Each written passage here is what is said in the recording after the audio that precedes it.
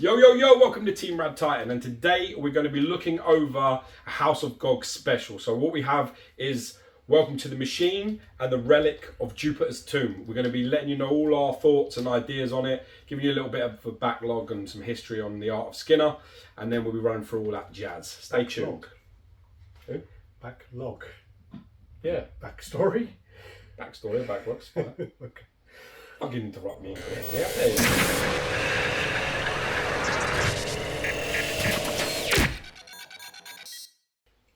Alright everyone, we're back. As Gio was saying, we are looking into the House of Gog pieces. So we are looking into the Relic of Jupiter's Tomb and we're looking into the Welcome to the Machine. What we'll do is we'll start off with the smaller piece. So this is a kind of proximity piece. And What did I call it? I don't even know. I called it something funky, innit? I was like, what is it? Peroxide pieces. I don't know what you called it. Proximity. That's what it is. That's what I just said. Did you say proximity? Proximity piece. Is that what it is? Yeah. I didn't call it that then. That's No, you definitely call it what I something called different. Anyway, so this is kind of like a more, kind of like an accompanying piece. Companion piece. Companion piece, or it's also a piece if you want to put it on your desk in the office and it doesn't take up too much space. So we'll go straight into this piece. So the base on this is sort of made up of eyes. These are both by Skinner, by the way. The art of And Skinner. his kind of work is very psychedelic. He's probably done a lot of DMT in his time, and Mr. Joe Rogan, I would assume. I think the dog's done some DMT by the sound Got of a it. dog choking in the background. But yeah. So as you look at the base here, and it's made up of kind of what eyes on the back of the piece are all closed, and in the front of the piece are all kind of opened up around it. Depending on nice, nice gloss on them, nice sort of glare across the front of them. With the character. The gimp. Yeah, he has this kind of pose where he kind of looks, I'm not afraid of the dark. No, not me. and it does. I've said this many times, but it does remind me of the look from They Live, where Roddy Piper puts the sunglasses on and you can see through people's faces. It does really remind me of that, and this is actually my favourite of the three. I actually do like this one quite a lot for some reason. Of the looks, you mean, where you've got the choices, yeah? Because the helmet's reversible, right? Yeah. And then so you got this look. I definitely prefer it. And then you've got the look here with the Cyclops eye, and then you've also got the one on the other side with the two eyes there. Inside of that helmet is kind of like some rubber feet where it basically sort of cushions the sort of rubbing so you don't damage the paint on the underneath. Yeah. You have to start off with by saying that both of these pieces are incredibly colourful, like a lot of pastel type colours, a lot of it's almost like a chalky like paint that's over the front of them. It's very different, very much going to stand out in your sort of collection, so it's the type of stuff that is going to be very, very sort of recognisable straight away. It has its own identity. Me and Alex can't help but feel there's this Aztec Mayan sort of look to it, to both of them. Especially actually, more, to be both of them, to be fair. Especially more than Welcome to the Machine. One of the other things as well with this kind of line is if you actually were to put them in a case, put like a black light on them, it would actually pick up really nicely with the colours and make them really pop.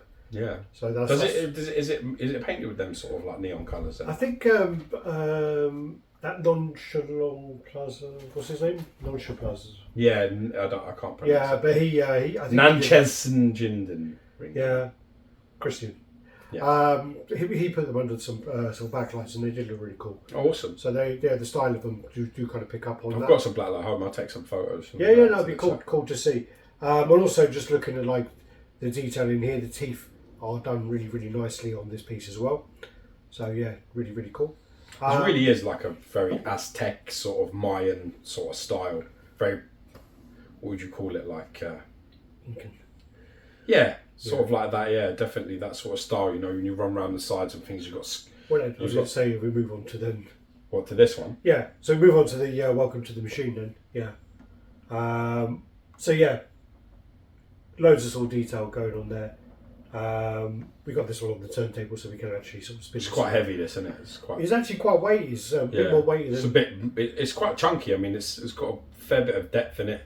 It's a big old piece. I just get Masters of the Universe vibes with this sort of thing. Castle Grayskull. Yeah, I really do. I get that sort of vibe. Almost like the some of the like places that like the castles and the bits and pieces that you used to buy. It's just got that sort of like the establishing shop.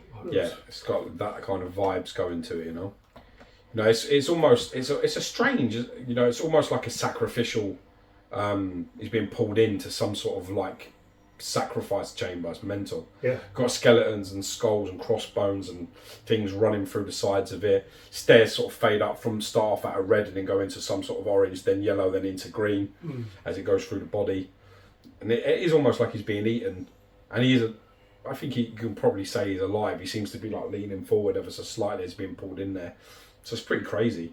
It's got a weird cell-shaded sort of paint scheme running on it as well. Well, that's one of the things that kind of House of Gog do really well. Is obviously the artwork of Skinner, or the art of Skinner, is 2D representation of the piece, and then they turn it into a 3D image, and then they do a really, really good job of doing that. But the other point is like, as we noticed with Gorax, when you take a picture of it, they capture that art really well in a 3D representation that then can be photographed.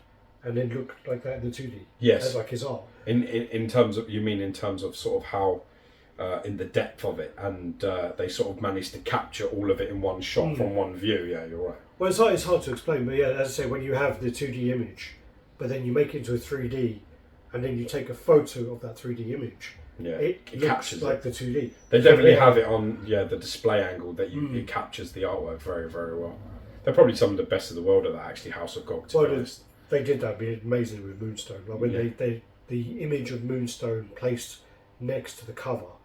I think they did the same with Gorax, to be fair. I think they really captured that as well. They did a really good job. I mean, this is really mental sort of thing. You know, it's not going to be, this sort of taste is not going to be for everyone. But it's definitely like the most arty.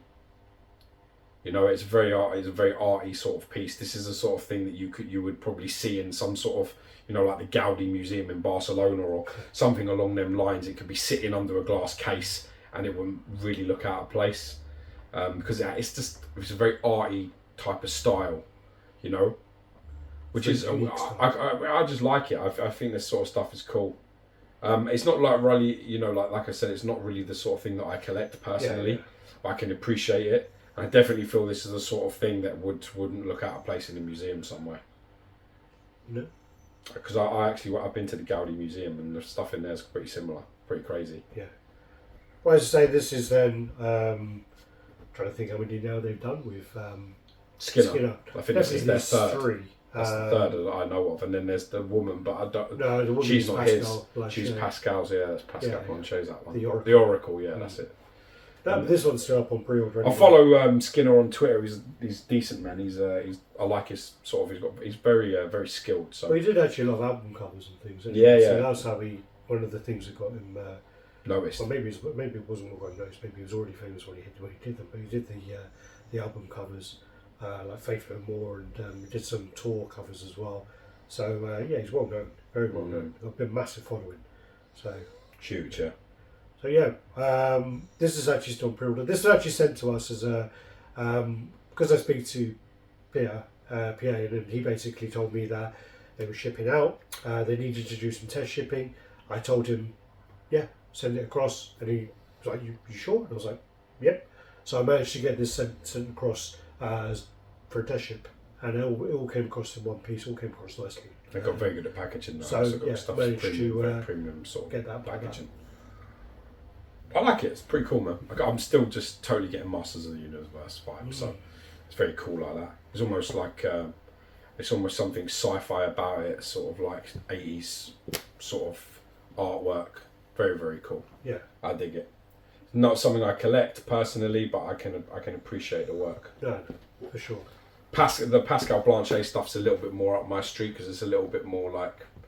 I know, more like sci-fi, so almost manga-y in a way, as you know, their style's like funky. I like that as well, like post-apocalyptic and exactly. Like that look to it. But yeah. All right, guys, we'll finish off there. As I say, this is we'll put the details for House of Gog in the description below, and don't do the usual: like, comment, subscribe, and share. And happy collecting, everyone. Peace out. Peace. Bye bye.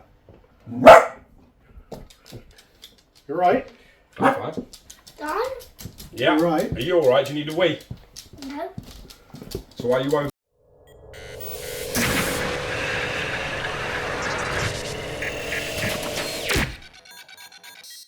Right? Okay.